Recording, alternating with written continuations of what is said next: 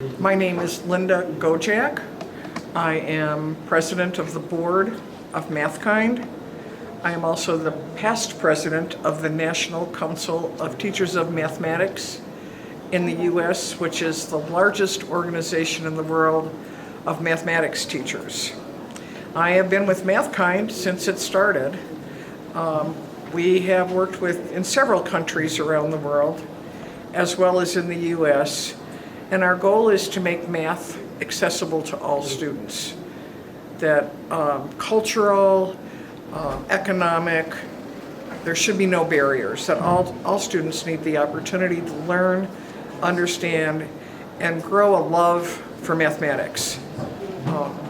And much as Chad said, we want them to understand, we want them to be engaged in doing mathematics, and that means a balance of developing an understanding as well as practice and skill. Just like when you learn how to play the piano, you have to practice. So that's what we do. We've enjoyed working with the teachers in Nepal. We hope to come back. This was my second trip. And we hope to actually establish a program where we can network more with the teachers in Nepal. You can't solve it overnight. There are problems. Many students don't care for mathematics because they think it's boring. They don't understand it. It's too hard. And I think, again, if we can get students engaged in just like working on a puzzle, if they like to do it, they're going to want to do it. And the focus should not always be on getting the right answer, but what we learn along the way. And we're not going to do it overnight. We have been working on it in the United States for a while now, and I think we're making small steps. And the same thing has to happen in Nepal. You make small steps. You learn from talking to other teachers. You learn from coming to a conference like this and exchanging ideas. And then you go back to your classroom and you say, I'm going to try this and see how my students react to it.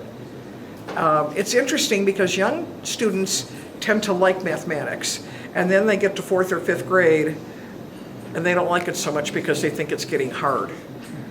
I don't know that much about it. I've looked at your textbooks. They're much like ours.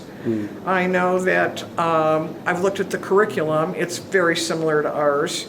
They might be a little bit more difficult, but I also think that it needs to engage students more.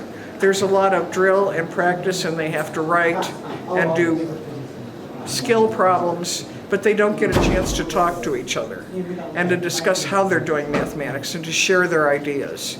And that's somewhat true still in the United States. Again, it takes time, and teachers have to have some courage to try to do that in their classrooms.